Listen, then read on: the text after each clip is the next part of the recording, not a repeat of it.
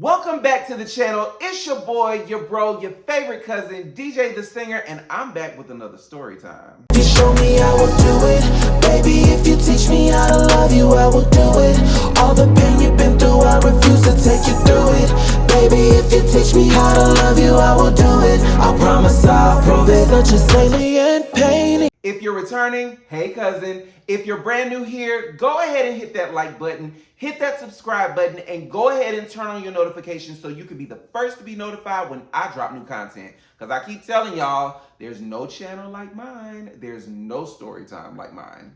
Period. And if you guys haven't already, go and check out the previous episodes of Storytime, specifically the one where my ex-roommate that I no longer know, I don't know her, left me in $5,000 worth of debt, and I get into one of my wildest Uber stories ever. One thing that I think you guys should know about me, I am a hopeless romantic, okay? I know the people tend to think that I got all these people in my DM and all these people in my face, but that couldn't be further from the truth, okay? It's not happening. It never happened. And if I had it my way, it probably would be happening to some extent, but that ain't my story.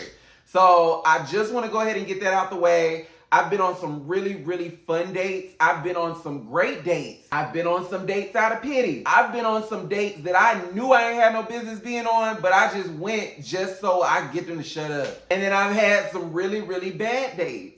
This date in particular that I'm going to tell you guys about probably is in my top 3 worst dates ever. I was in my lawless and rebellious era. I was in my early to mid 20s. This is before I met my therapist. This is before I became self-aware. This is before I became responsible. This is before I started taking accountability for my stuff. Matter of fact, this is before I even knew what accountability was, okay? This is mid 2014, towards the end of summer, early fall. And I was on this dating app. I couldn't even tell you the name of this app at this point. I was chatting and this person slides in my DM and they were looking kind of good, you know, and we get to talking and carrying on.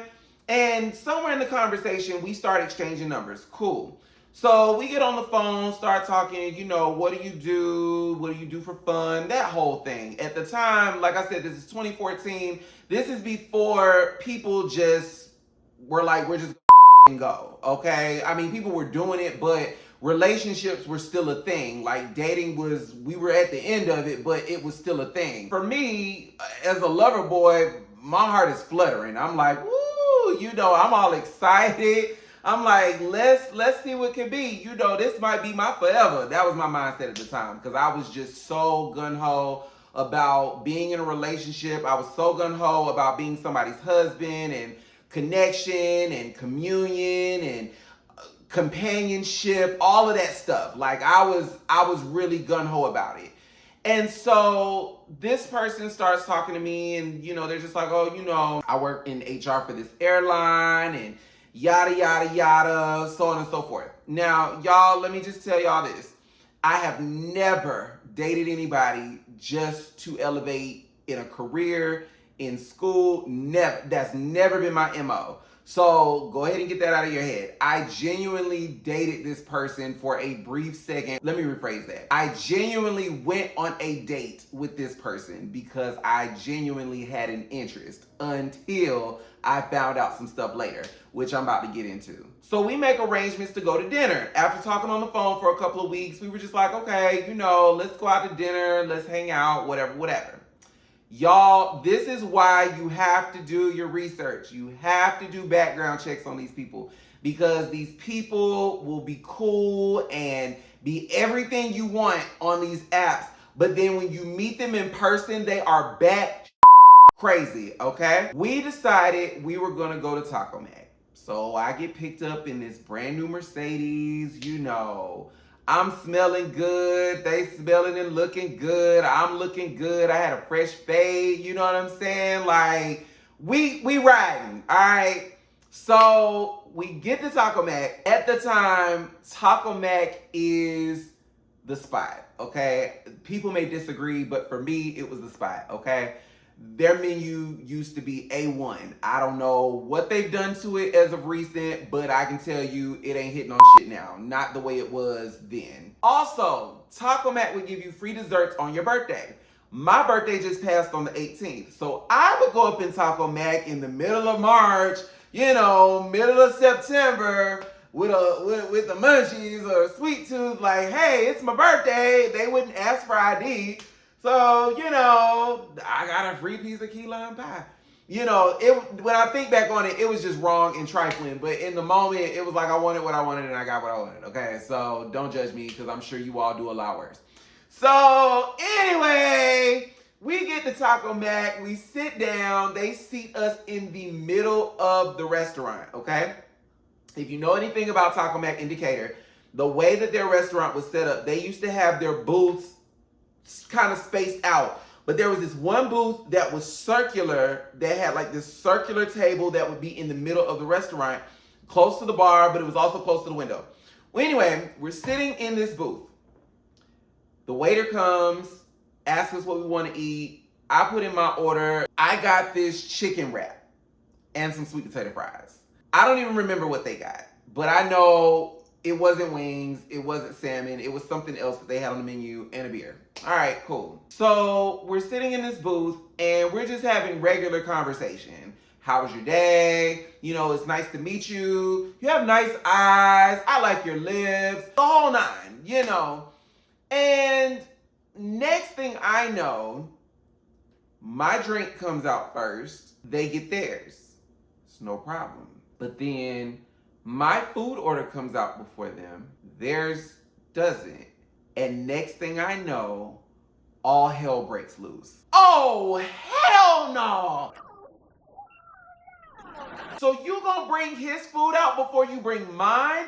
And then you gonna sit there and eat the food? And I'm sitting there like, did I do something wrong? And they're like, my mother would have never eaten without my father. I'm sitting there like, did you just compare me to your mother? Okay. If my father had gotten up to go to the bathroom and wash his hands and came back, my mother would have been sitting there with the cotton mouth and still would have been sitting there hungry, waiting on my daddy to come back. I never would have did you like that. And I'm sitting there like, okay. Tell your manager to come out here. So I'm literally sitting here like, what's really going on? So maybe about 2 minutes later, manager comes out. Let me throw this out there before I forget. Remember I said we were sitting smack dab in the middle of this restaurant. When I tell you in the middle of a football game, everybody stops watching the game to focus on us. When I tell you if I could have dug a hole in the floor and disappeared, I was mortified, okay? So my stomach starts turning. And one thing about me, when my nerves get bad, I get nauseous. So I already feel myself about to throw up in the middle of this restaurant, but I'm like, let me just inhale, exhale, let's just hold it together. Management comes out with their food and management's like, is everything okay? Like, is there a problem? And in a calmer tone, they're like, yeah, I just can't believe that your waiter brought his food out before bringing mine. Like, that's not what we do. Like, this is our first date and it's supposed to be cool and everything's supposed to run smoothly and they just ruined it. And I'm sitting there like, oh God, the drama. So the manager's like, is there anything that we could do to make the situation right? How can we rectify this situation? And me, I'm just like, well, if it's possible at all, could you just, I don't know, if you could just write it off on the receipt. I don't want any trouble. I don't want any conflict. I just want to eat my food so I can go home. And you gonna do that? That's gonna do? Oh, hell no! Oh, hell no! And I'm sitting there like, oh, not again. Why did I even have to say that? You guys, at this point, I'm so embarrassed. I took a $50 bill out of my wallet and I gave it to the manager and I said, this is for you and your waiter. I don't even want it. Like, just whatever you got to do to get this off the bill. Like, I just want all of this to go away. Like, I'm sorry that you had to experience this. One thing about me, I'm really big on being good to service people. Not just because they can put in your food, but also because they're people. They deserve respect. Like the same respect that I'm going to give a janitor or a service person or a waiter. I'm going to give that same respect, probably not to Garfield, the president currently, but I'm going to give it to just anybody because that's the right thing to do. And I just, after dealing with that, I just was like, here, you can have all my money. Like, this is supposed to last me until the end of the week. I got to pay for my MARTA pass to get to work. At this point, I don't even care. I don't care what happens after tonight. I just want to go home and hide underneath the carpet, underneath my bed. Because I cannot believe that you have literally sat here and embarrassed me like this in front of all these people. What's wrong with you? What's wrong with you? I was over it. I got up out of that booth and I began to walk home. Now, if you know anything about Taco Mac in Decatur, I don't even know if it's still there now. It was a couple of months ago. But if you know anything about Taco Mac in Decatur, you already know it's right across the street from a MARTA station. I literally started walking towards the MARTA station. Well, by the time I got to the MARTA station, they had closed down because at this point, it's well after 12 o'clock. So I started walking home. And where I lived at the time, I tell y'all I lived in Stone Mountain, but I really lived in Clarkston, but it's all right there in the same vicinity. Tucker, Stone Mountain, Clarkston. It's all right there, walking distance. You get to one stop sign, you're in Tucker. The next stop sign is Stone Mountain. The next stop sign is Clarkston, okay?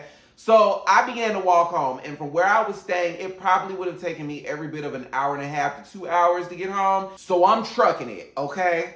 Next thing I know, coming behind me, I hear boop, boop, boop, and it's this same black Mercedes with this nutcase in the driver's seat. Get in the car, and I'm standing there on the sidewalk like this. Get in the car. I'm not getting in the car. Y'all, after about 5 minutes of going back and forth of whether or not I was getting in this car, let me just tell y'all the only reason why I got in this car is for 2 reasons. And both of them come out to the same resolution. One, I don't even know if I can say this on YouTube, but I am a victim of SA. And then 2, as someone who has been a victim of a hate crime several times over, and because at the time I still was mentally recovering from said hate crime, which I will tell you guys about in a later story. It happened to me at South Carolina State University. I don't care how they try to cover it up. It happened. It's public record. You can look. I'll tell y'all that story sooner than later. But because of those 2 instances, I just was like, let me just get in the car, go home, and I can go to sleep and forget all about this. We pull into my apartment complex, and a few minutes later, we park in front of my building. I grab my keys to get out of the car. They look at me and they're just like, you're leaving your food? And I'm like, I don't want it. Just throw it away. Toss it out on the interstate. I don't care. I was too through. And then they say to me, this night doesn't have to end like this. All you have to do is change your attitude. Are you kidding me? I went off, and I went off to the point that my neighbors, I believe my neighbors called the police on me because DeKalb County showed up shortly thereafter and was telling me, like, you got to go in the house because it's after hours, it's a noise ordinance, yada, yada, yada. So I go in the house. They leave the premises. As I told y'all before, when I get stressed, when my anxiety is high, I get nauseous. I don't even think I made it in the door good before my head was in the sink. So that tells you everything you need to know. I'm sure some of you are wondering, well, what happened next? I'm glad you asked. A couple of weeks go by. I have blocked numbers, deleted contacts, like I'm smooth sailing through the rest of my life. I'm okay if I never see you again. I'm getting off of work. At the time, I was working at Old Slavery. For those of you that don't know, that is my personal nickname for Old Navy. That is a time that I will have to tell you guys about, because when I tell you, again, this is during my lawless and rebellious era, I was hell. And so I'm leaving Old Slavery And I get this phone call. I look at the phone, I don't recognize the number. And I'm like, hello? And they're just like, what's up? And I'm like, who's this? And they're just like, this is so and so and so. I'm not gonna tell y'all this person's name for the sake of their privacy, but if you want a hint, I will just tell you that their name is the name of a popular 90s song that is named after a person. Do with that what you will. They're just like, I know we had a misunderstanding a couple of weeks ago. Pause. We didn't misunderstand anything. You're the one that got up in public and showed your ass. Like, let's not negate that. Like, we can't go without that part. Like, we gotta talk about that. I'm listening. I wanted to know, if maybe we could get back together, maybe go get Chinese sometime, just hang out. And let me just say, I was not desperate. I was not under duress. I think I just wanted something to do. And to be completely honest, at that time, I was a little bit more forgiving than I am now of bad behavior. And so I was just like, you know what? Let's see, okay? And before y'all start judging me, let me also say this. What I did was no worse than what some of y'all do now, okay? Some of y'all's exes and current boyfriends and girlfriends are out here scamming the people. They putting their hands on you, and I don't agree with that either. Y'all doing cocaine in everybody's bathroom, and you got everybody coming all up and through your house. And no matter what they do, you still take them back. So don't you say anything to me about me going and circling the block, okay? During this time of my life, I was willing to circle the block, okay? At 36, I'm no longer circling the block. It's like Joan Clayton said on Girlfriends, in your 20s, you believe all that. In your 30s, you want to believe all that. And in your 40s, you ain't got time for that. Girl, when you are 15, you believe that. When you're 25, you want to believe that. When you're 35, you ain't got time for games.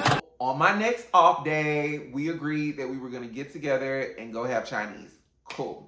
So we get together, my next off day, same routine. You pick me up in this black Mercedes and we're driving to Decatur. Maybe Decatur was a place we didn't need to be because one too many shenanigans have happened in Decatur where it ain't greater. Well, anyway, we get to this Chinese restaurant. Now, I'm already irritated because on this particular day, this human is poking the bear. They are saying any and everything to try to get under my skin, like you're really pushing it. So I'm riding in the car, not saying a word. Like I'm listening to the radio, but I have nothing to say. Another thing that I decided, y'all call it being passive aggressive. I call it making sure that I have an easy exit. I purposely did not eat anything at this restaurant because number one, I didn't have $50 to come out of pocket again. And then two, I didn't need any food flying across the room or them being able to flip over a table. Coming to my trap! In the moment, like I just didn't want to go through any of that. So I purposely didn't get anything. I think I sipped lime water the entire time. So we're sitting there at the table and they're just like, you're mighty quiet. Yeah, I don't really have much to say. You all right? I'm good. You sure? I'm good. Why you sound like you got an attitude? I don't have an attitude. Yes, you do. Yo, I just told you I don't have an attitude. Let it go. One of the quickest ways for me to catch an attitude and go off on you is by you telling me I have an attitude when I'm telling you I don't. I don't care what my tone says. I'm telling you I don't have an attitude. I'm a great communicator. I can let you know what's going on. Give me a minute. Back up. Get off my nuts. So throughout brunch, I literally have nothing to say. Like you poked the bear all the way up to this Chinese restaurant, and now you want to poke the bear even more that we're sitting at this table. Listen, you showed your ass in front of them black people at Taco Bell, and now you want to come in here and show it in front of the Orientals? I think not. Not on my watch. Not on my watch. Not on my watch. When I tell you guys that was the quietest lunch ever. I could not wait to get out of that restaurant. We get out of there. I get in the car. It's hot as hell. they purposely turn off the air. So I'm sweating bullets in the passenger seat. And they're driving like a bat out of hell just to get me home. They swerving around other cars. At one point, they swerved so hard around this one corner, I really thought the car was gonna flip over. They pull over to an abrupt stop, and they like, you gotta fix your attitude right now. I didn't even say a word. I got up and out of that Mercedes, and before my foot touched the pavement, they were blocked, contact deleted. Like I said, they had called me from this unidentified number. I was through. Because who you talking to? Who are you talking to? To you, Whitney. You. No, you're not talking to me. And what made it so bad was this was not even the person that I met on the social app. And my intention, while it was to be in said relationship, even if we didn't work out in that realm, we could have at least been friends at the very minimum. You know, we could have had a couple of nights of heated fellowship, if you know what I mean. You know, because it definitely, that body was definitely giving that. But hey, you win some, you lose some. And that is the story of the worst date ever. Well, one of them. You guys, if you enjoyed this story and want more story time, go ahead and hit that subscribe button. Hit that like button. And while you're at it, turn on your notifications so you can be the first to be notified when I drop new content. Because I keep telling y'all, it's no content, no story time, no channel like mine. And go ahead and share this video with your social media circles if you care. Until next time, I'm your boy, your bro, your favorite cousin, DJ the Singer. I love y'all. Y'all stay far away from haters. They make you itch.